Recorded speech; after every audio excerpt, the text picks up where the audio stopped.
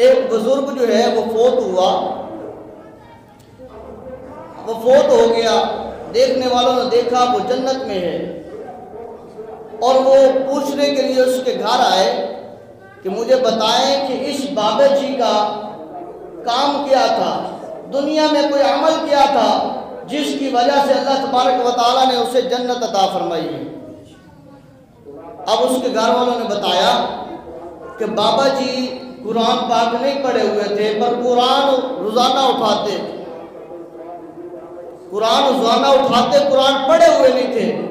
قرآن اٹھا کر آیت کے اوپر انگلی رکھتے اور بابا جی یہ کہتے تھے کہ یہ بھی میرے اللہ نے سچ کہا ہے، آگے والی آیت پہ انگلی رکھتے، یہ بھی میرے اللہ نے سچ فرمایا ہے، آگے والی آیت پر انگلی رکھتے، اللہ یہ بھی تو نے سچ فرمایا ہے، اللہ یہ بھی تو نے سچ فرمایا ہے۔ پڑھے ہوئے نہیں ہیں، صرف قرآن اٹھاتے ہیں، سینے سے لگاتے ہیں، چومتے ہیں، ادب کرتے ہیں، سامنے رکھتے ہیں، انگلی رکھ کر صرف یہ کہتے ہیں اللہ تو نے سچ فرمایا ہے، اللہ تو نے سچ فرمایا ہے، اللہ تو نے سچ فرمایا ہے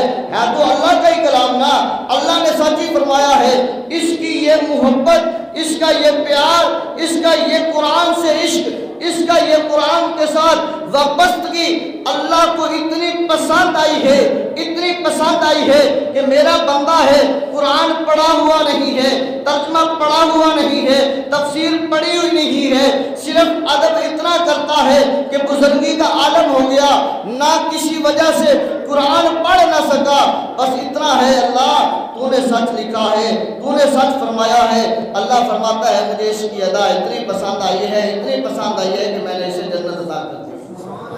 اللہ رب العزت ہم سب کو عمل کی توفیق عطا فرمائے۔